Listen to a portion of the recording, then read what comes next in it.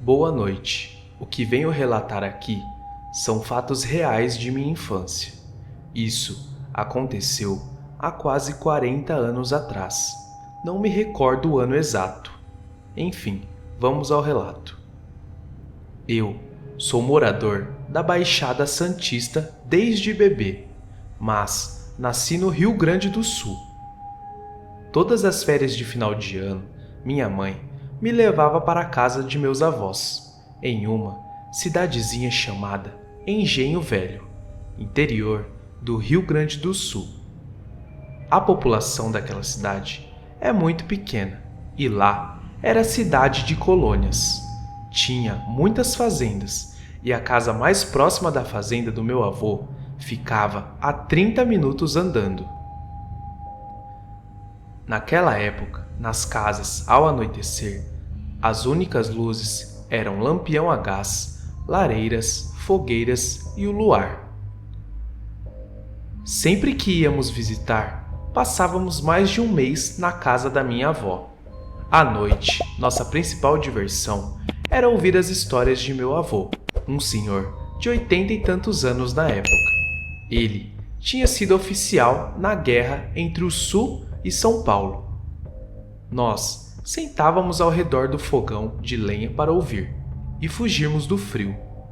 Éramos tios e primos de idade entre 9 e 17 anos.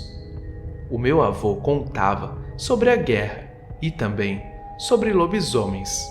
Porém, muitas coisas no passar dos anos foi caindo em deturpação e esquecimentos. O meu avô contava que existia um ritual para se transformar nesse ser chamado lobisomem. Uma transformação que leva um certo tempo e um sofrimento descomunal, e que a besta a qual o homem se transforma fica completamente irracional. Minha avó, por sua vez, nas épocas de lua cheia, não nos deixava ficar fora de casa após as 6 horas da tarde. Meus tios mais velhos, nessas noites, ficavam no galpão assando carne e bebendo. Ficavam por lá até o amanhecer. Esse galpão ficava a uns 100 metros da casa. E certa tarde, minha avó veio correndo para a fazenda, trancou os portões, passou pelo galpão, alertando meus tios, que rapidamente fecharam tudo e naquela noite não ficaram por lá. Os cachorros ficavam todos soltos. Eles fizeram fogueiras e colocaram lampiões pendurados ao redor da casa. Quando minha avó chegou em casa, começou a fechar as janelas e portas. Foi correndo falar com meu avô, que veio de seu quarto com o seu velho 38 na cintura, e um dos meus tios veio com as espingardas de caça, uma de 2 canos e outra de 1 cano, e o coldre cheio de munições. Eles se sentaram na sala e meu avô ficou na cozinha junto de nós. Ficamos lá, sentados e assustados, sem entender o que estava acontecendo, pois os adultos tiveram uma rotina bem diferente do que a que estávamos acostumados a seguir. Minha avó, para nos entreter, pegou bolo e pães com geleia e nos serviu para comermos. Não me recordo que horas eram, mas a noite já havia caído e a lua já estava no alto. Aquela era uma noite de lua cheia. Depois de uns minutos, ouvimos os cachorros latir, porém, parecia que eles não investiam. Minha avó abriu uma das janelas. Era a que dava vista para a estrada, e de repente ela fechou rapidamente e veio para a cozinha e falou o nome de alguém para o meu avô. O meu avô sentou-se em uma cadeira no canto da cozinha e começou a enrolar um cigarro de palha. E começou mais uma das suas histórias. Ele nos contou que quando ele liderava um pelotão em Palmeira das Missões, em uma noite de lua cheia, eles ouviram berros horripilantes, que até os cavalos que estavam acostumados com barulhos de tiros se assustaram. Porém, segundos mais tarde, os berros cessaram e por alguns minutos só se escutava um silêncio sombrio, e logo depois se ouviu muitos uivos.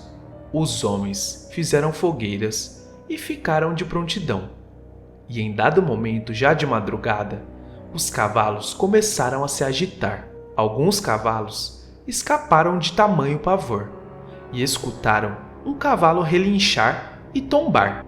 Ouviram o cavalo sofrendo e agonizando, e suas respirações fortes foram dando lugar para o som da sua carne sendo rasgada e mastigada, até não se ouvir mais nada. Os homens sentiam no escuro algo rondando eles, mas ninguém foi atacado além do cavalo. Quando amanheceu, foram procurar os animais, e numa dessas buscas acharam um cavalo morto. Ele estava trucidado. Foi descrito como se um urso o tivesse destruído. Após meu avô contar essa história, nesse momento, nós ouvimos alguém bater na porta da cozinha. Eram batidas fortes. Minha avó perguntou quem era. A pessoa falou o nome da minha avó. Dona Eloir, sei que a senhora tem visitas. Vim perguntar se a senhora poderia me dar algo, para que eu possa ir e não incomodar mais. Minha avó perguntou, o que deseja? E a pessoa logo respondeu, o que a senhora estiver disposta a ceder. Minha avó falou para ela voltar amanhã, que lhe daria uma porção de sal. Então a pessoa gentilmente agradeceu e foi embora. O meu tio, após isso, falou, os cachorros não latiram e nem investiram para atacar, e muito menos vimos a sombra dela passar. A iluminação do lado de fora estava alta, a ponto de acharmos que era dia.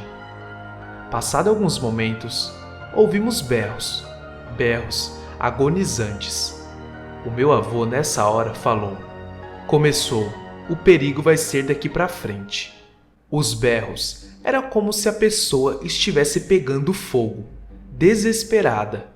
Isso deve ter levado quase 1 hora, e durante tudo aquilo, eu e meus tios mais novos tremíamos, pois não sabíamos o que estava acontecendo. De repente, aqueles berros pararam, e o silêncio foi quebrado por um uivo longo, e esse uivo vinha em nossa direção. Algo rondou a casa, os cachorros não latiam, todos ficavam deitados em posição de submissão, e algo passava rápido em volta da casa, como se estivesse espreitando, mas não mexeu em nada e logo foi embora. Cachorros, galinhas, porcos, ovelhas, bois e cavalos, todos estavam intactos.